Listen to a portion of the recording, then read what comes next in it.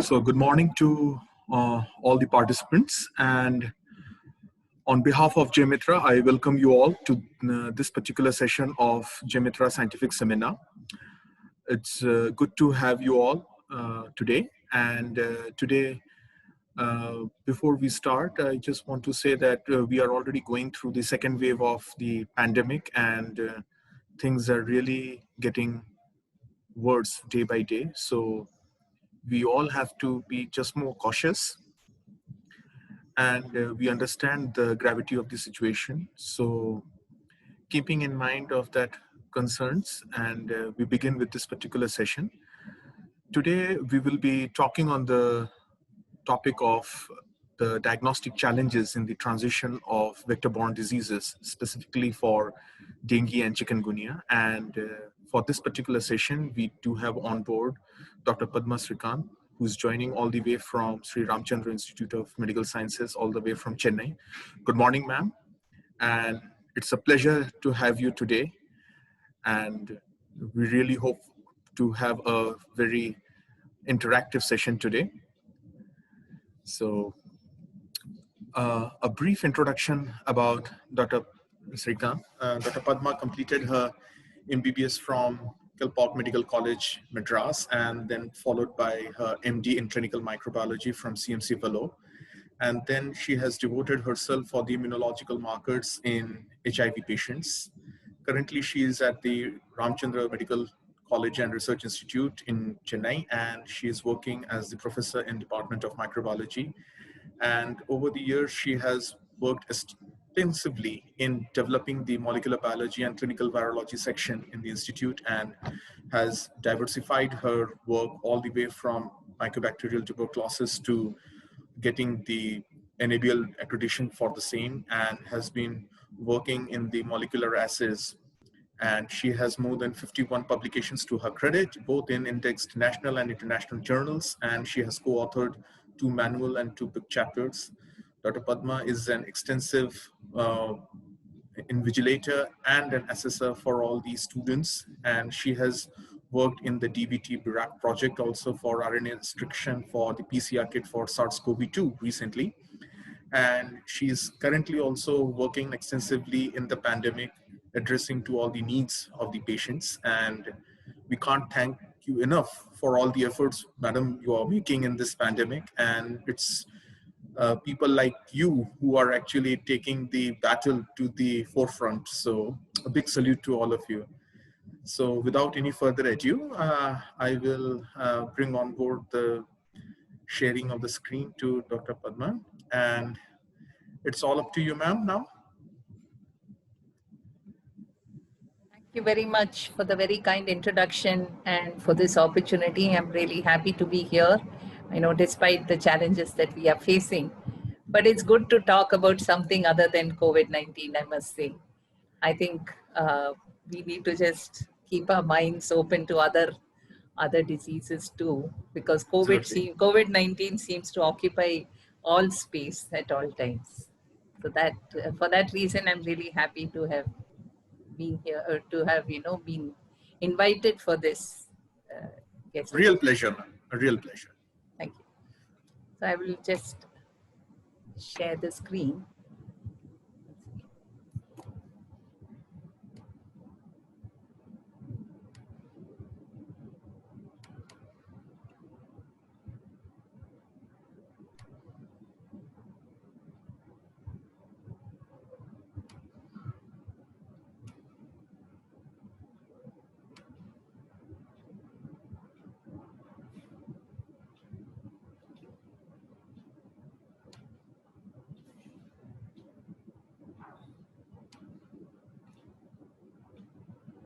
Just give me a minute. I'll exit and rejoin. Okay. Fair enough.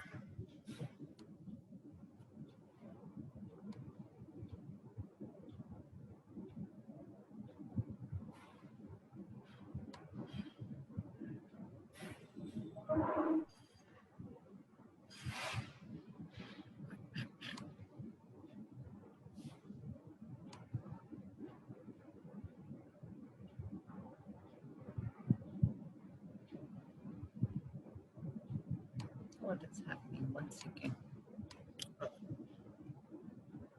You want me to work out from my end? I can do 1 that. minute, 1 minute, 1 minute.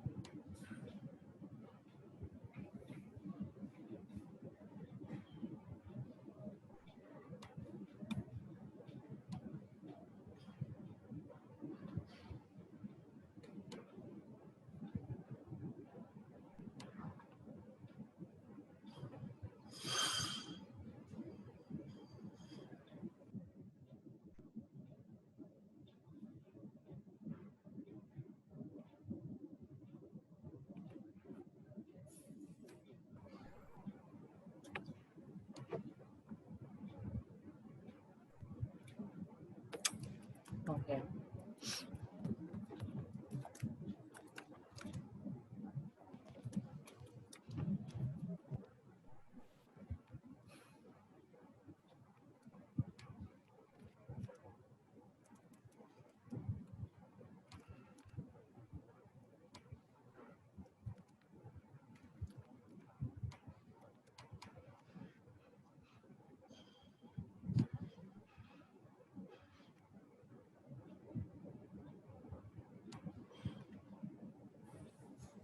Okay, this just to give me 1 more minute. I think there's some problem here, but I think I can handle it. Okay, ma'am.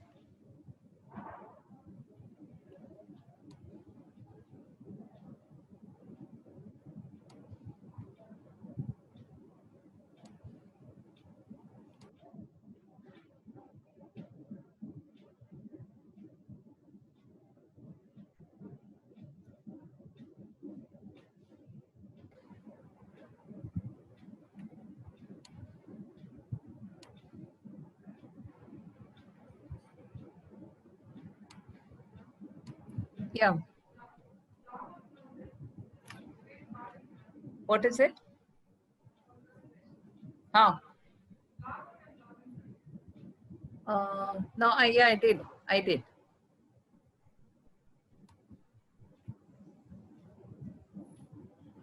Is my screen visible now? Yes, ma'am. Absolutely. Okay, great. Thank you.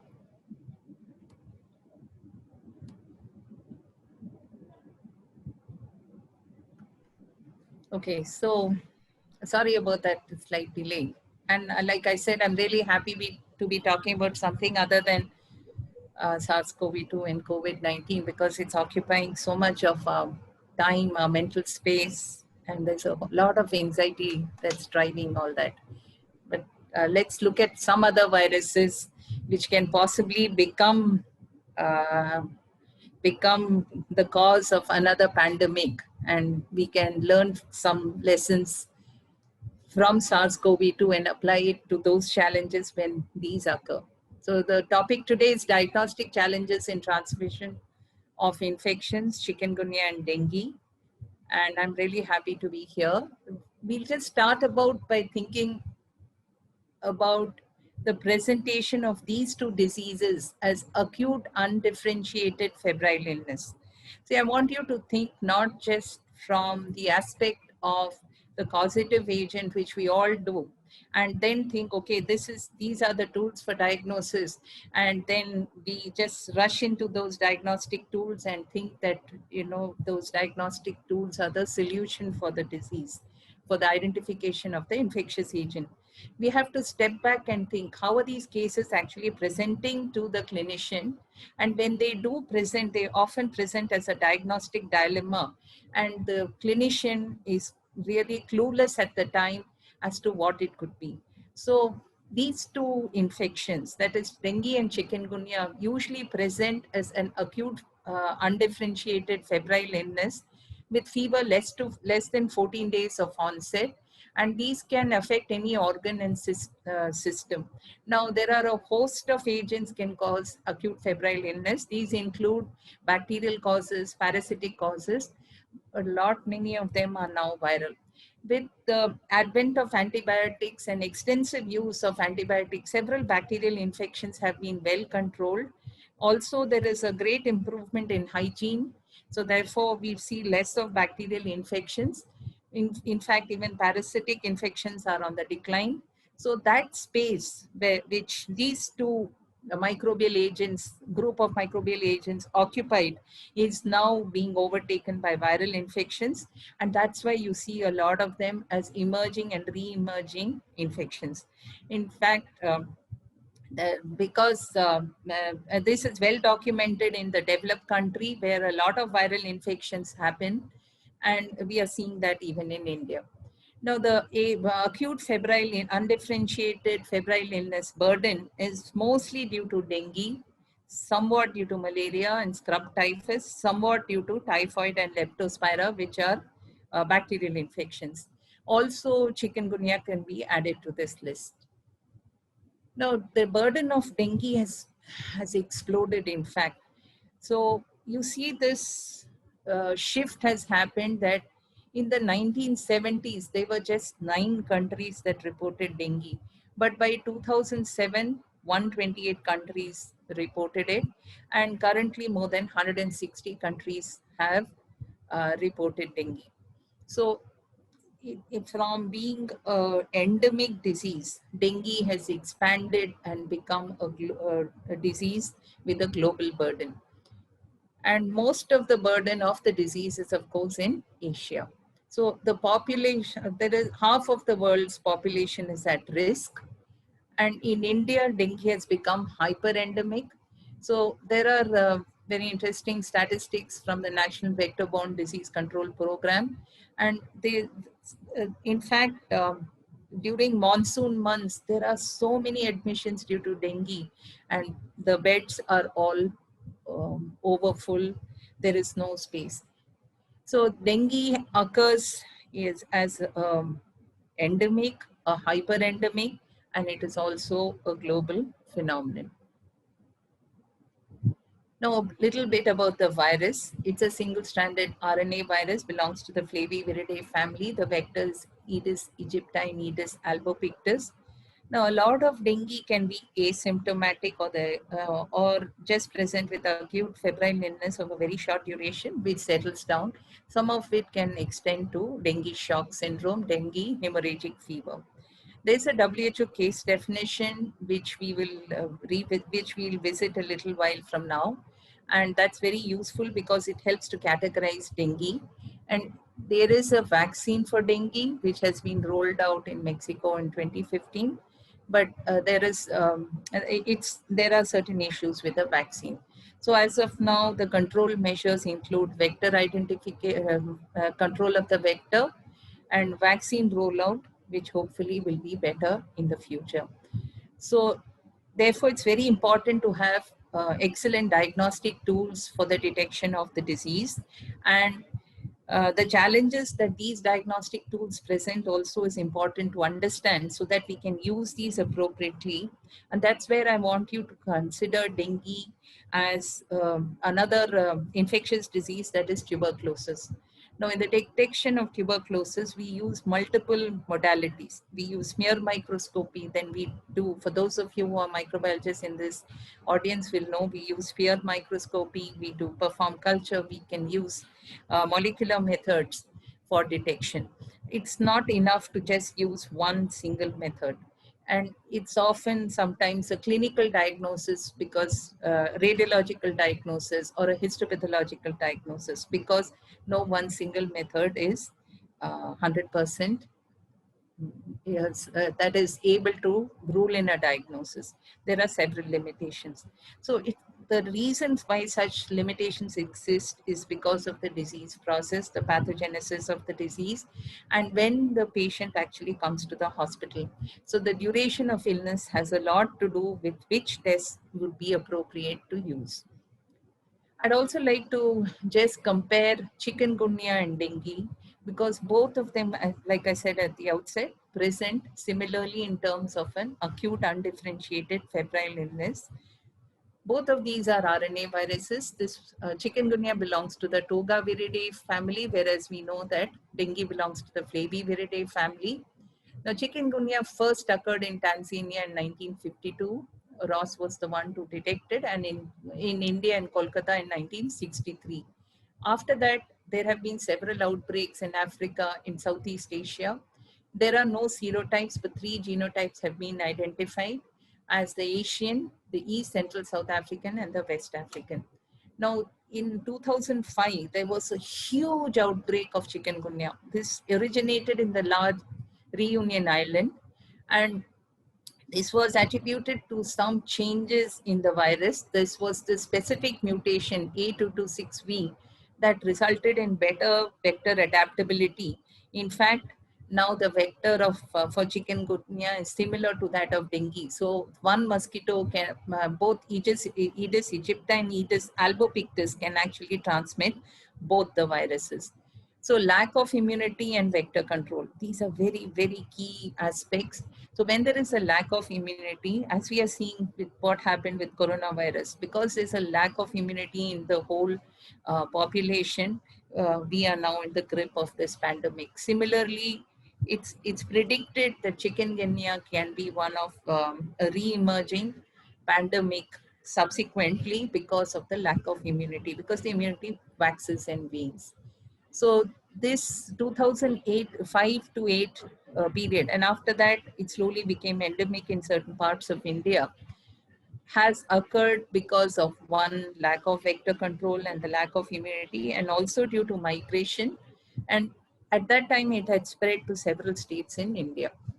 If you look at dengue, I have already touched on some of these aspects, but I would like to just highlight that dengue came to India much earlier in 1945, first reported in Vellore.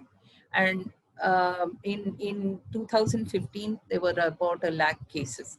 Now, these cases tend to occur during certain periods, that is mostly from the monsoon months, August, September, October, November, December, maximum till January.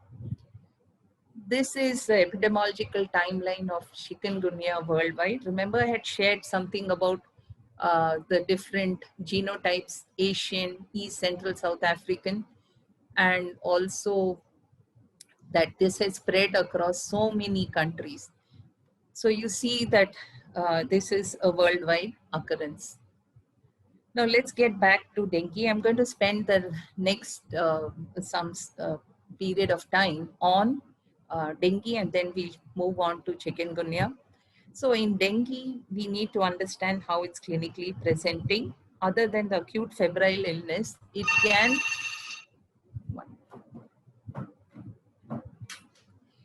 presents as probable dengue, warning signs dengue, and severe dengue. So these are the list of clinical aspects that characterize probable dengue, warning signs, and severe dengue. There is a need for us to just remember these are the presentations, because when we use these tests, the different diagnostic tests, we need to kind of think where, at what phase of the disease is this patient likely to be. Is he in the probable dengue phase? Is he in the warning signs, or is he in the severe dengue? And it's also possible that when he's in the probable dengue phase, there can be a transition to the warning signs. So what are the parameters that are going to be the predictors of that warning signs is also important to know, but that is beyond the scope of this. Just let's look at what the current diagnostics tests would help us in arriving at a diagnosis. Now, if you look at how the clinical manifestations, probable dengue is just fever. There will be sometimes there's rash, there's aches and pains. Those who suffered dengue will tell you that the aches and pains are very severe, and there can be a leukopenia. The tourniquet test is positive, and it's rarely actually really done in a clinical setting, but if it's done, it's easy to pick up the patient as being dengue. The warning signs present as with abdominal pain and tenderness. There is vomiting, persistent vomiting. There's clinically fluid accumulation in certain parts of the body. There may be a mucosal bleed. Liver enlargement will be there. and there is a decrease in platelet count. Okay. Now, if you look at severe dengue, the patient has gone into shock. There'll be severe bleeding and fluid accumulation, as well as multi-organ failure. Okay, and high levels of liver enzymes. Okay, multiple organs like the brain and the heart can be involved. So you see that there is a progression from probable to severe dengue, and there is an in-between group that's warning signs that we need to be alert with. So clinical diagnosis is of acute febrile illness is challenging. So there is a, when we look at dengue as the primary cause of acute febrile illness, we need to look at what is the right choice of diagnostic methods. And once we have the right one and they test accurately, then the diagnosis of dengue is ruled in and appropriate management can be done.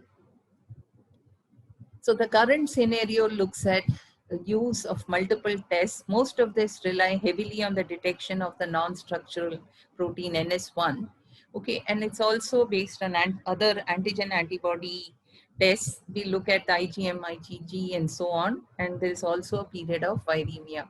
Now, the viremia occurs early in the onset of the illness, and there are molecular methods that are used in the detection of the viremia.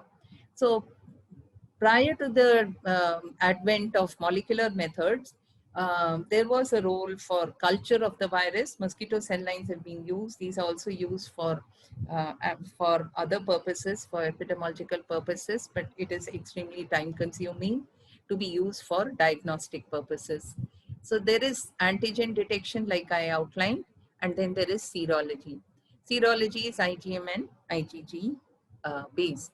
Now, there have been certain, what to say, government circulars that have looked at the role of ELISA and RAPID, and there are certain advisories that are issued from time to time on interpreting the RAPID test little cautiously and to rely more on ELISA-based methods.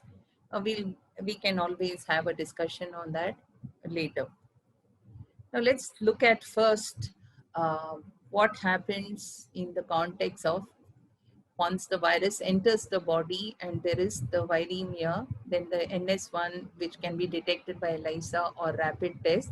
So what is well known is that we can use PCR for detection, or we can look at detection of NS1 by ELISA or a rapid flow lateral flow assay, and that is sufficient for a confirmatory diagnosis. Okay, so when there is the initial period of dengue is characterized by just the presence of virus, that virus can be detected by RT-PCR, or also the detection of virus expressed, the NS1. And lastly, the format for detection of NS1 could be either ELISA or lateral flow assay. Now, we have the scenario of primary dengue and we have secondary dengue. I have, during the introduction, not touched upon the scenario when secondary dengue occurs, simply because we can learn about this as we go along. So primary dengue is when the infection has occurred for the first time, and this is usually documented in young children and sometimes in adults. Now, when the primary, that is the first time dengue infection is occurred with one of the serotypes. There are 4 serotypes. A 5th one has also been proposed, but not universally accepted. So when the first time the infection occurs with one given serotype, that is the primary infection. And that time, if we were to perform the NS1 test using ELISA or the lateral flow assay method, during the febrile illness, 90% of the cases can be detected because there is an antigenemia, and this antigenemia can persist even days after the fever has resolved. So the choice of test in primary dengue is NS1. Second is the detection of viral nucleic acid because there is viremia. And lastly, there is a role of antibody detection, which we'll subsequently get into. So this is primary dengue. and NS1 is very, very useful because its detection exceeds 90%. Now let's look at what's happening when there is secondary dengue. In secondary dengue, this is infection by another serotype. For example, first infection was with serotype 1, the second infection has happened with serotype 3. Now, this is again not possible for me to explain how the immunological mechanisms behind this, but it's enough to know that this is a well-documented phenomenon of secondary dengue. And when such a secondary dengue occurs where the infection is with another serotype, there will be different disease dynamics that come into play. The role of the available diagnostics will play out a little more differently. So let's study this graph to understand what is happening in primary dengue virus infection. In the primary, this is the period when the patient has fever. This is the period when they have developed convalescence. Now, when they have fever, there is this NS1 antigen that is detected, like I said, in 90% of cases. And because there is the viremia, and we can also do PCR then. Okay, so this is the window available. See, when by what the 6th day or so, it's going to drop. That's when the IgM starts rising, and which may persist up to 90 days of symptoms. So during the convalescent phase, you will find that IgG goes up. Okay, so this is how it's happening in primary dengue. Now, secondary dengue, now this primary dengue, many may be asymptomatic, recover, okay, and there is no documentation of this primary dengue event itself. In such an individual, or in even if the patient was symptomatic and admitted to the hospital, in both scenarios, you can get secondary dengue virus infection. Here, the person is now infected with a different serotype, and there is a period of viremia. NS1 is there, as well as the virus is there, can be detected by RT-PCR.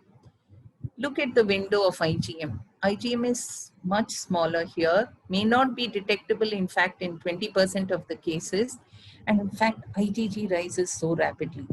So when you are ordering the laboratory methods, okay, the test, you may think that secondary dengue, IgM being positive is the criteria to rule in secondary dengue, given that this is a current ongoing infection. But very often the IgM is going to be negative.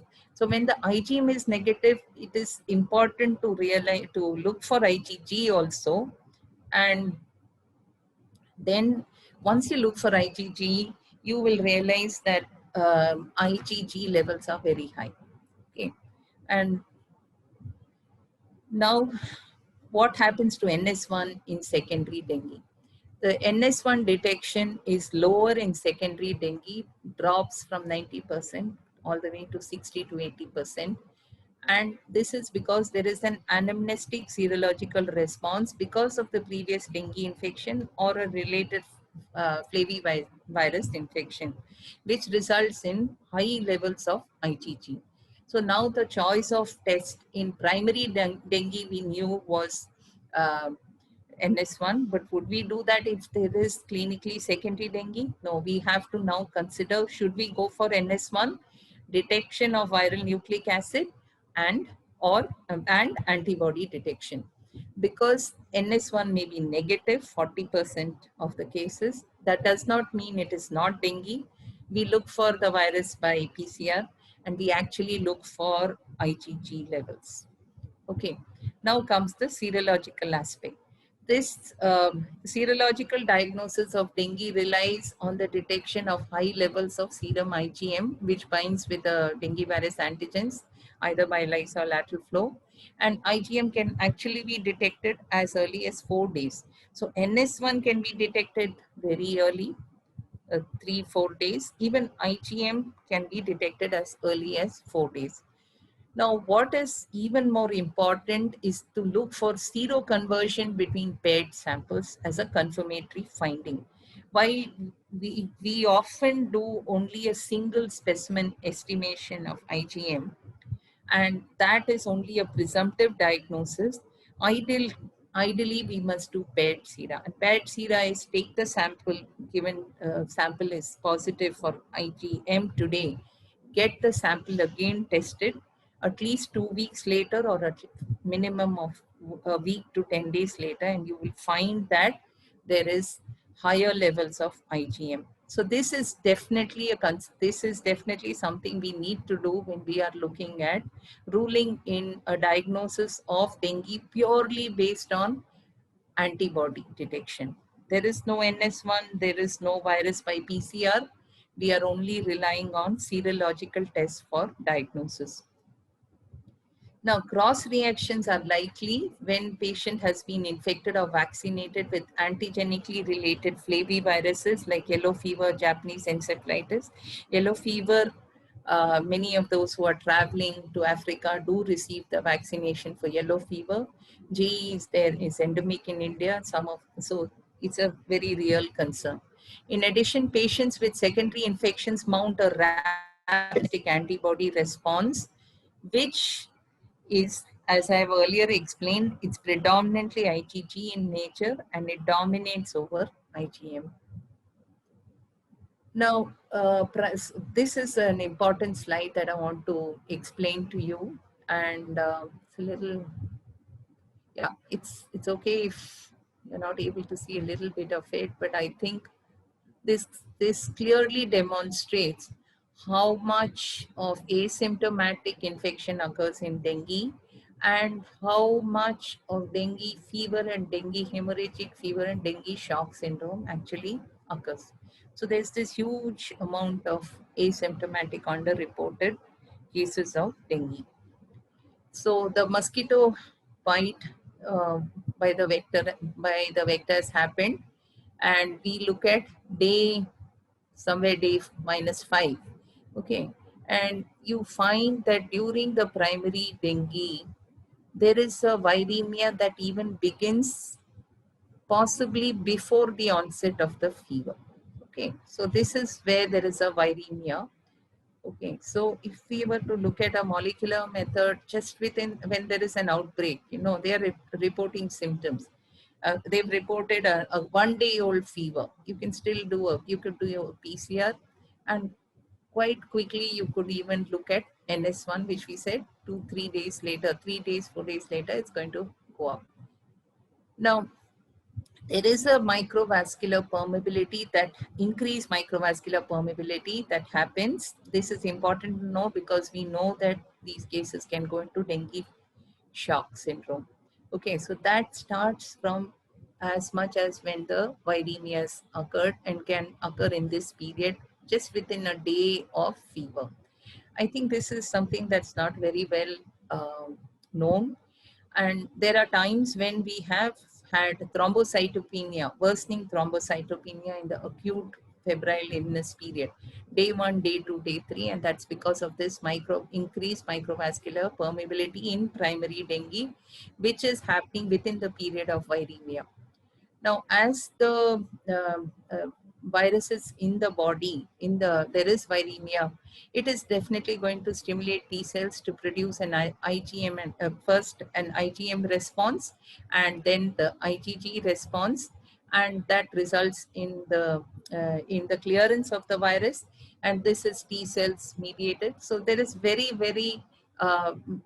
uh, there is a immune mediated response that results in the dengue shock syndrome here. Okay.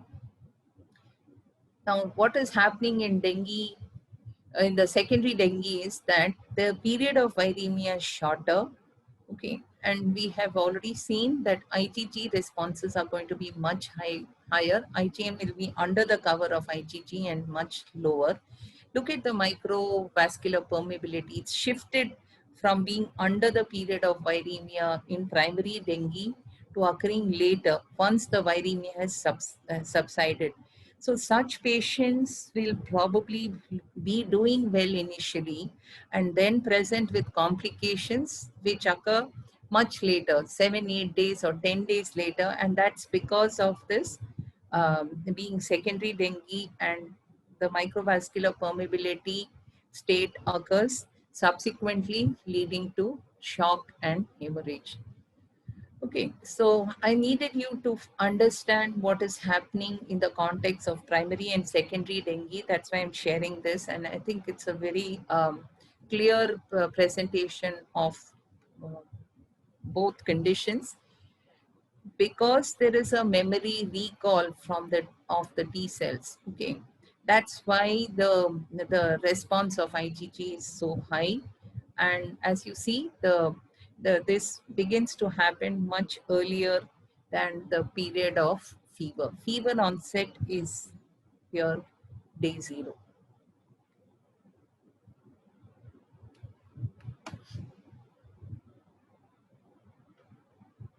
Now the question occurs. So we've seen this microvascular permeability concept, and that is very much there. So we did a study in our institute, and some of this work that I'm sharing is the basis of Dr. Vigna Sheshan's PhD, MD PhD work, which was done under the ICMR TSS scheme. So is all thrombocytopenia dengue? That's the question here. So there were 265 study participants with clinical dengue. Thrombocytopenia was seen in 206, that is 77%. But remember, 23% of these did not have thrombocytopenia. Now, thrombocytopenia can also be found in other viral infections. So not all thrombocytopenia is due to dengue, but it's very difficult for a clinician to accept that when there is an outbreak of dengue, that the thrombocytopenia is not driven by dengue. They always think that it is dengue, and we manage the patient clinically as dengue, often not resorting to the diagnostic test. So 67% of probable dengue had thrombocytopenia, whereas 89% of warning signs had thrombocytopenia, and all those who had severe dengue, all of them had thrombocytopenia. So there is a definite progression between in the WHO case definition with regard to thrombocytopenia. So definitely in severe dengue, where there is hemorrhagic manifestations, all of them present with thrombocytopenia. But like we just concluded, not all thrombocytopenia is due to dengue. There is a need to use all different diagnostic modalities to, by a process of exclusion, rule out the other causes. I'm also sharing with you some of, like I said, this is the work done by Dr. Vigna, where we looked at the duration of illness, less than 5 days versus greater than 5 days. And we've seen what is the performance of NS1, IgM, and also the PCR. So as we know, NS1 is going to perform very well. It's picked up 92 of 105 cases. Warning signs, it's decreased somewhat. Okay, it's good enough for 52 among 62. What has increased here is the real-time PCR detection of the virus, which is increased. So that means there is clearly a role for PCR2 in this group, because their higher viral load is known to cause more severe disease. Whereas when you look at severe dengue, okay, NS1 is there, but there's no IgM, and real-time duplex PCR also is picked up. In addition, one of them. So we do need multiple methods for ruling in a diagnosis of dengue.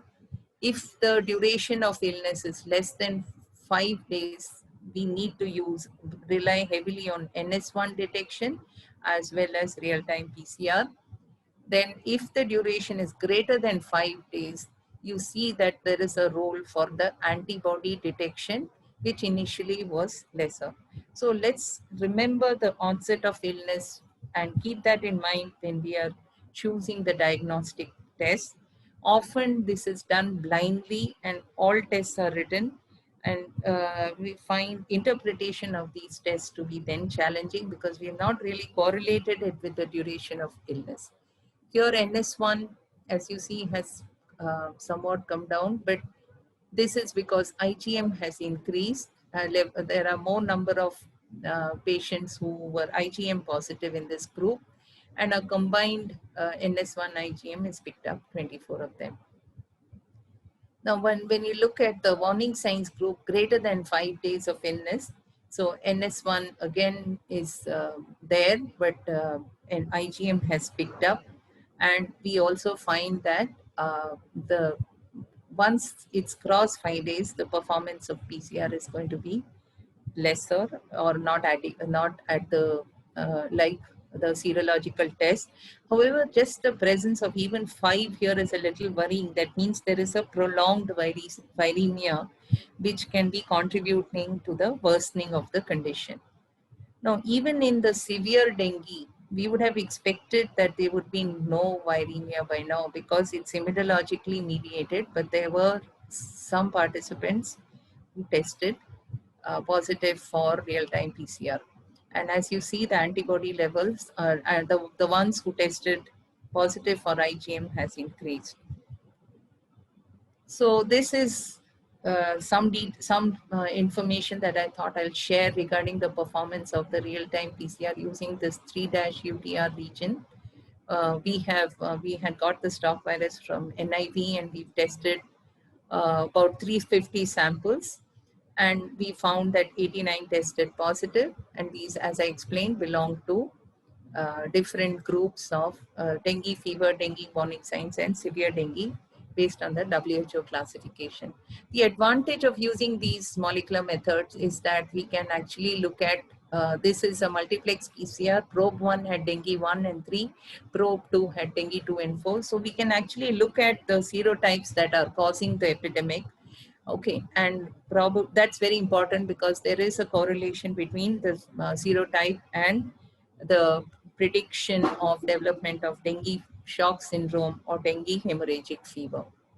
There's some more data about how we confirm these PCR findings with the reference laboratory, that is King Institute, Kindy. What I want you to follow me closely with is that there was an overlap in the primer sequences that we use, because we found that the viruses had undergone certain changes. You would be familiar in the context of SARS-CoV-2, where we are hearing that there is the UK variant, there are mutations happening in the virus, and there is a double mutation, possibly a triple mutation.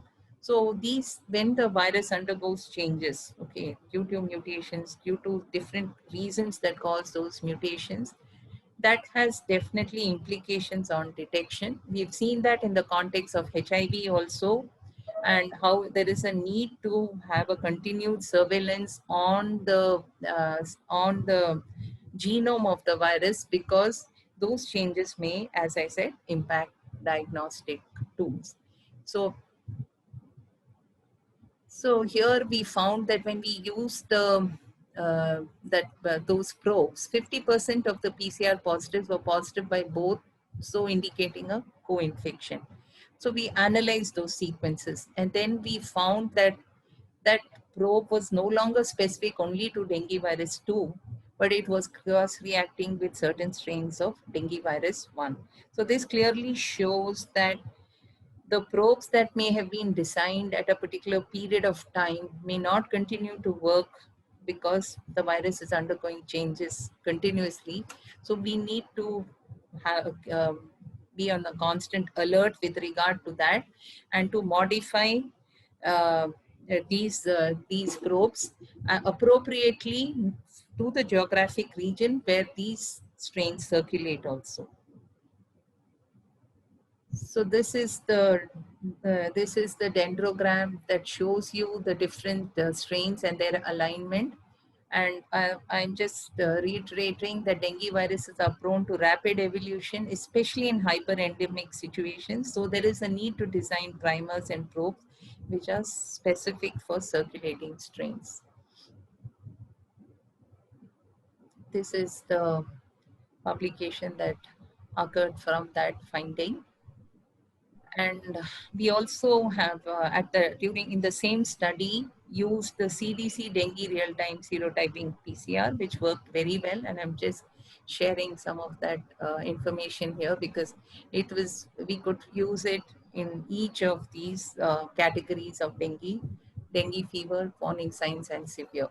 And in 27 of 78 probable dengue, warning signs 30, severe dengue 4 out of 9 we could detect it. Dengue 1 was found in 39, dengue 2 in 22. None of the others none of the other serotypes were detected. Okay, so I'll just move on to, as I've already explained this, I'll just move on to one other aspect that I want to highlight, that look at in the context of duration of illness. You remember initially I've shown you viremia, I've shown you the antibody levels. So these PCRs were positive at between 3 to 5 days of illness, but there has been a persistent viremia and some of them way beyond even 10 days. Then the important concept of cycling threshold, that is even now during this term CT value is now thrown around so much during SARS-CoV-2 COVID-19, because everyone's concerned that the amount of virus and whether it's going to correlate with severity.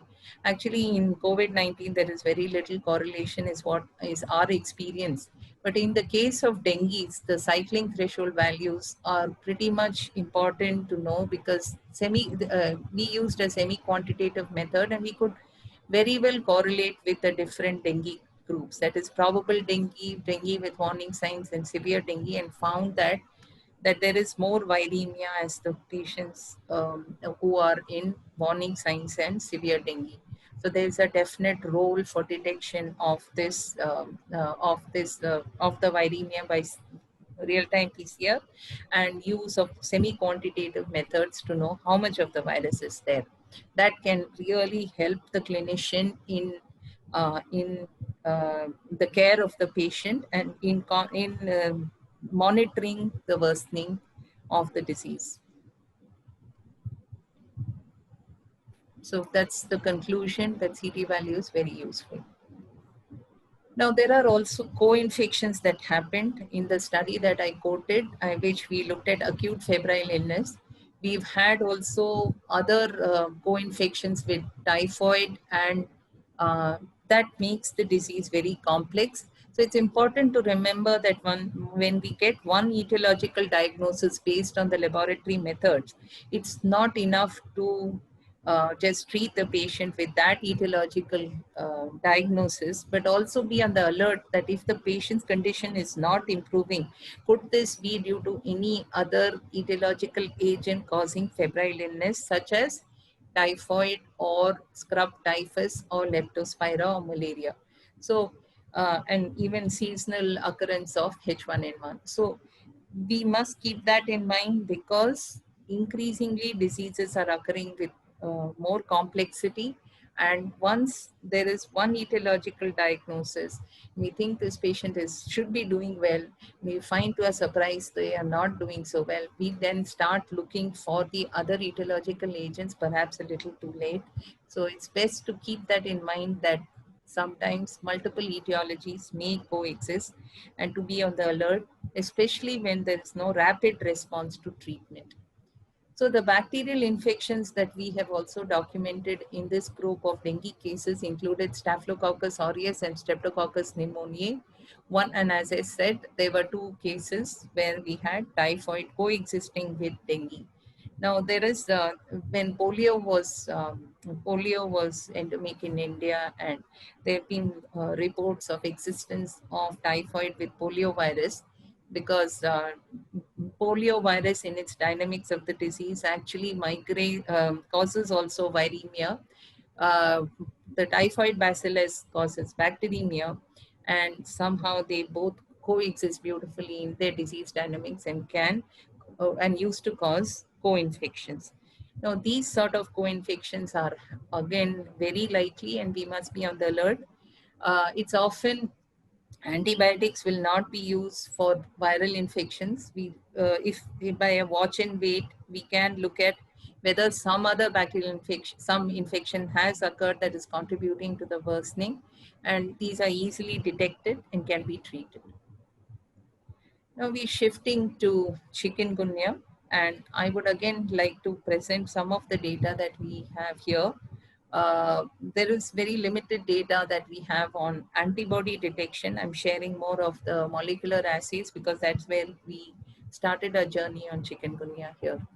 So at the outset, I'd like to say that a lot of this work is based on another PhD student's candidate, Dr. Gopal, who has now moved to Bharat Biotech, and I'm sharing some of that data here today. So this is way back in 2014, when, remember initially I had explained to you that there was the sudden re-emergence of chikungunya in 2005 to 8 period. Now we've come to 2014 when there was this report in ProMed Mail that there was a village in Trichy district of Tamil Nadu where people were have contracted chikungunya. Okay, medical teams have rushed there and they have conducted camps and they have looked at clinical evaluation. Then they have said, identified that this is probably chikungunya because of the high fever and joint pain. Now, just within a few days of this report, okay, we had in our lab two samples that came to us. Both had been sent for dengue. Both tested negative for dengue by the NS1. Okay. But it was, for the clinician felt this is dengue because they had classical symptoms of fever with joint pain, excruciating joint pain.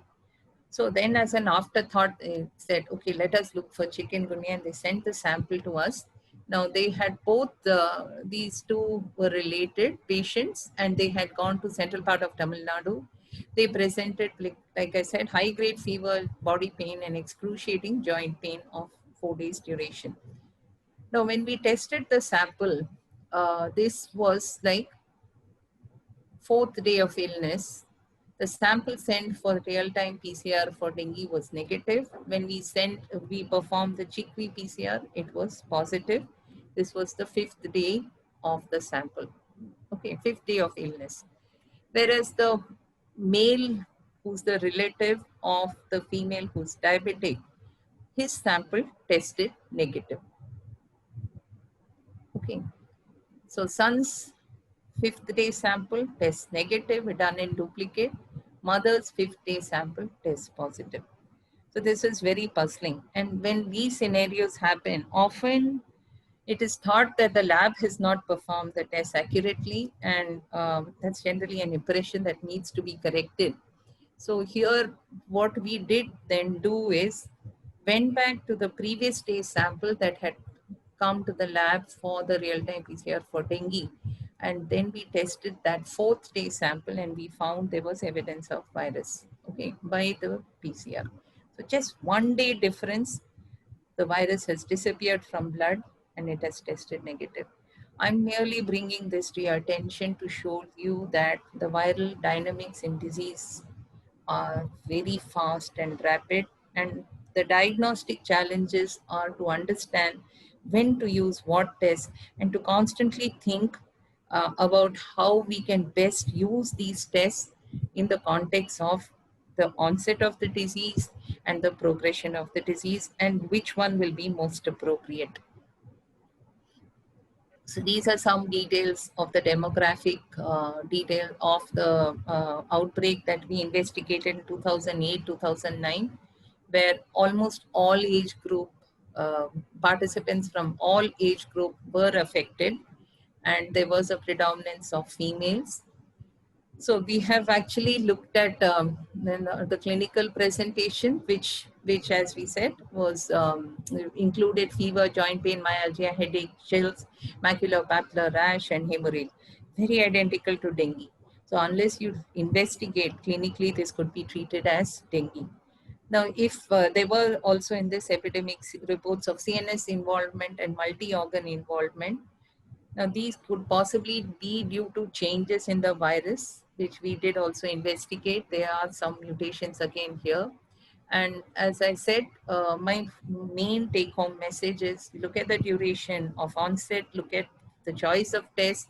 And when we looked at RT-PCR positive, it often was there within the first few days of illness, after which only the antibody tests appear. Okay. Yeah, then this is the sequence data analysis, which clearly showed that this belonged to the East Central South African strains. Okay, earlier to this emergence of chikungunya, only the Asian genotype had been around in India. So the Asian genotype kind of gave space to ECSA, and ECSA started predominating. There were only few reports of the Asian genotype in India subsequently. And we've also done the clade analysis and found that majority of them were in the clade 1 and 2. Now, when we did the molecular characterization, which is shown here, and the clades, the different clades that were found here, the reason again I'm bringing that out is that these clades have spread because of geographical travel. Asian genotype, which was present earlier, has given way to the ECSA, and mutations have given the better vector adaptability to the virus, with multiple vectors now transmitting the virus. And that when there is there are mutations, it's possible that the virus will undergo more changes, and this may result in the emergence even of a new clade over time. Okay, we are seeing that with SARS-CoV-2. We've seen now that there is a new Indian variant possibly that has emerged, other than the UK and the Brazil variant and what is detected in the US. So these clade 1 and 2 were also geographically kind of limited. The clade 1 in Kannur district and clade 3 in Kasargod, Kozhikode, etc.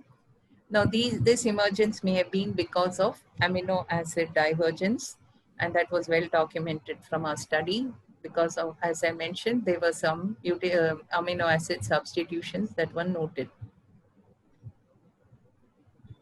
Now, a little bit about the IgM. The IgM here, like I said, I have little data to share with you on in chikungunya IgM assays.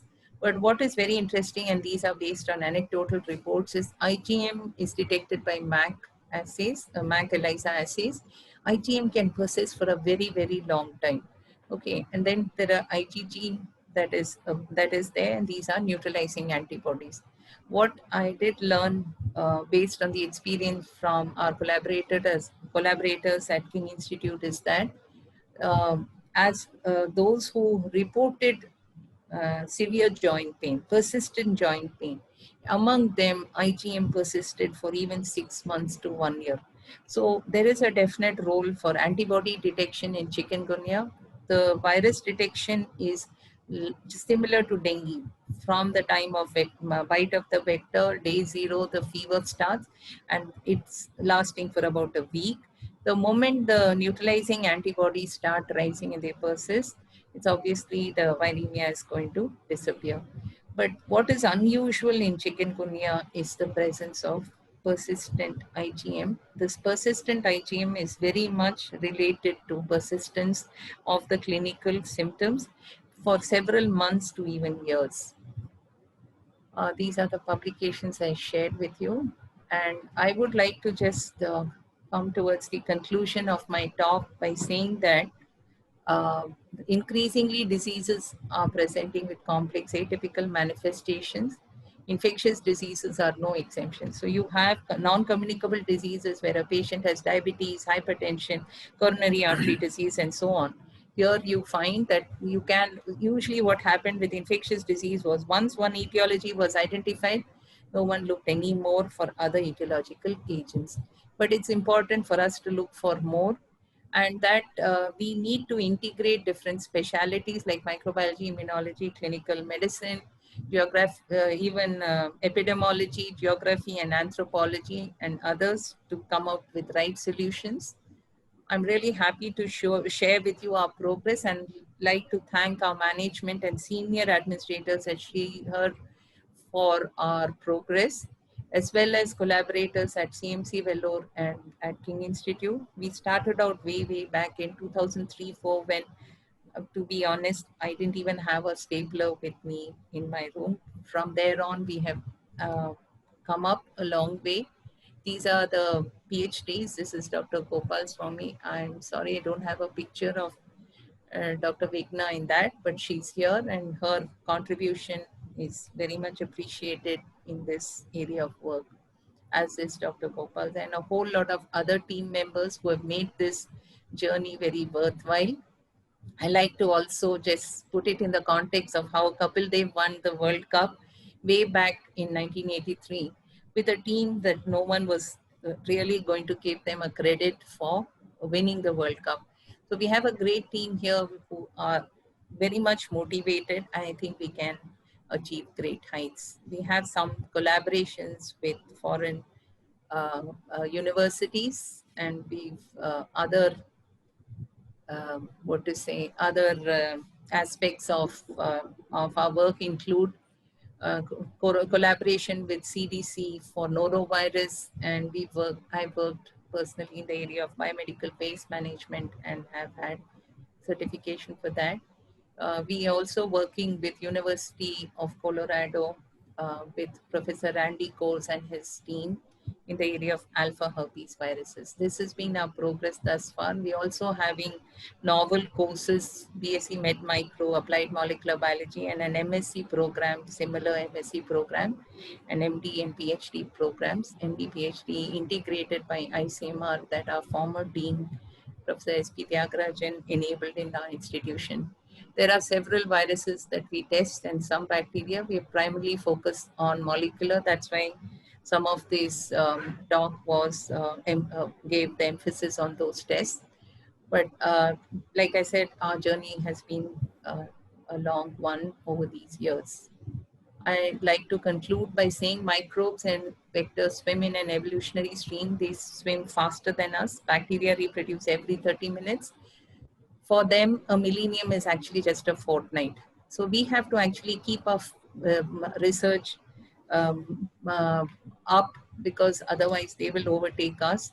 Microbes have been here on Earth 2 billion years before humans arrived, learning every trick for survival, and it's likely they're going to be there 2 billion years after we depart. So let's come together and let's work together to combat the challenges that they pose. Thank you very much for your time.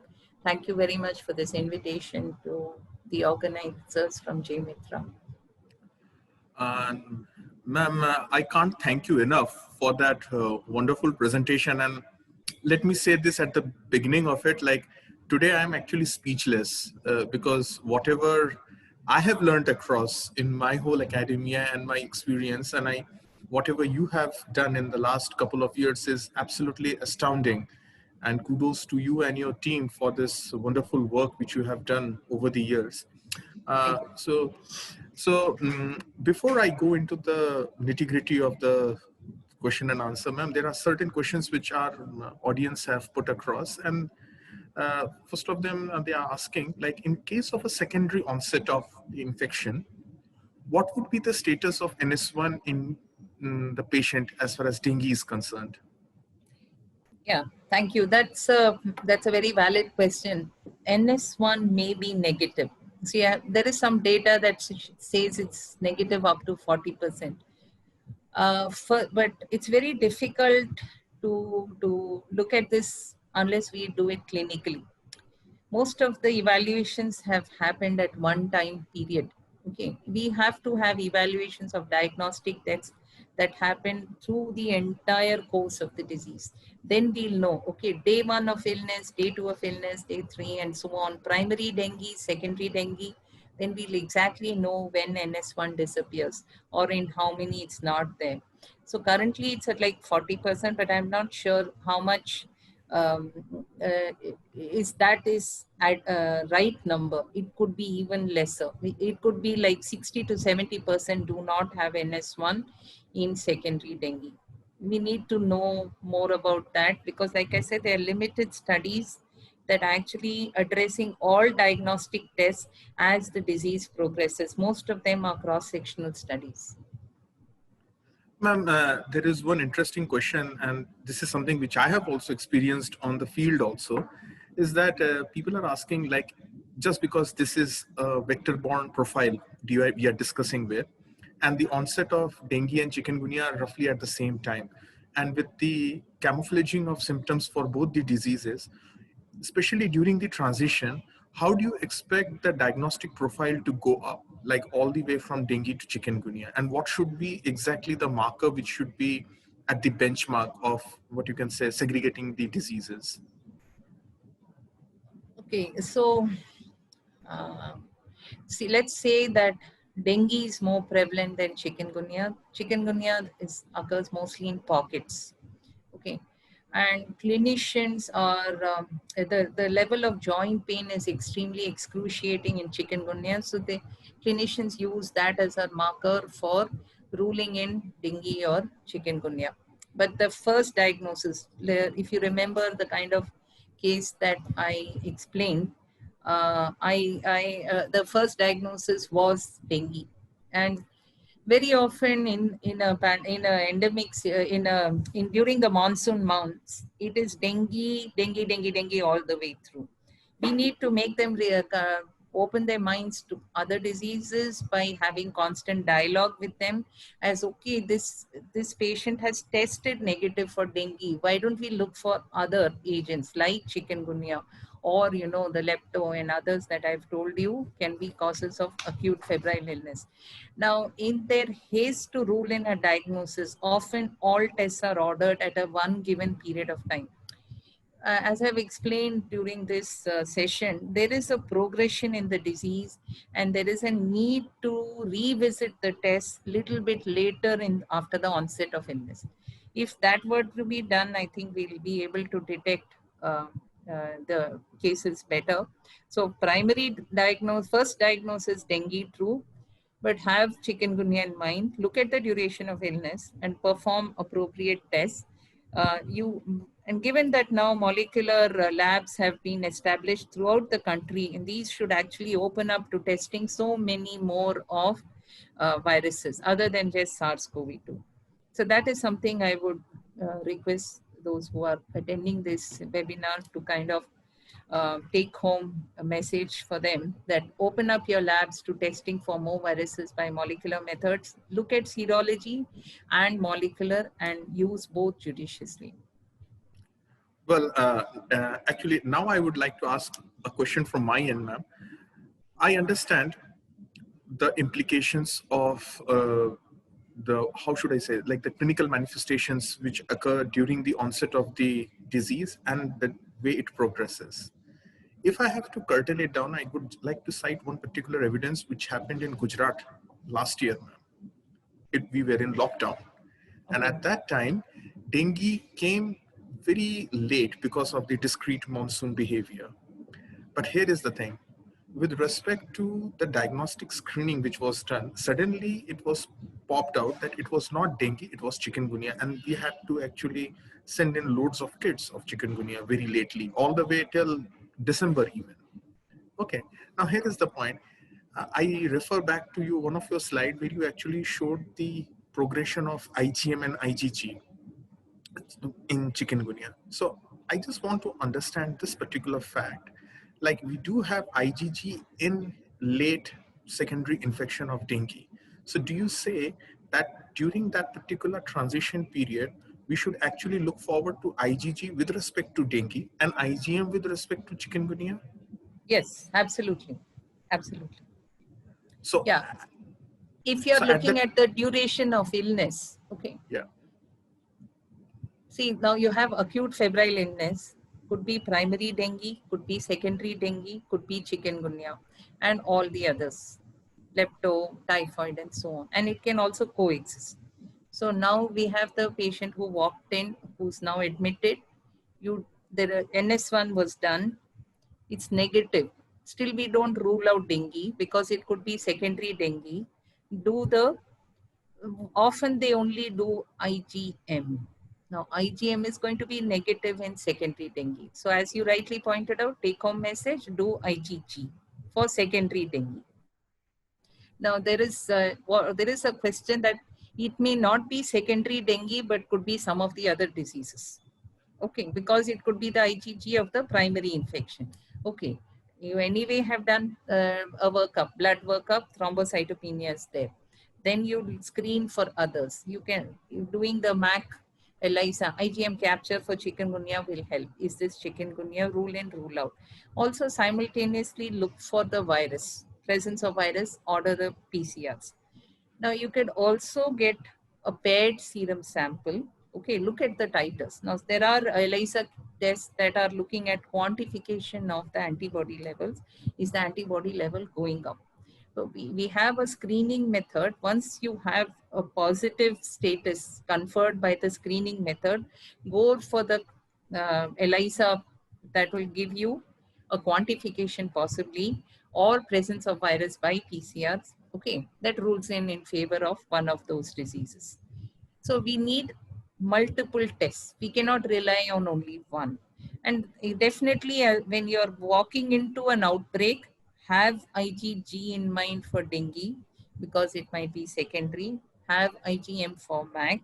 Look at NS1-2 and also let us look at molecular methods. All of these will help us.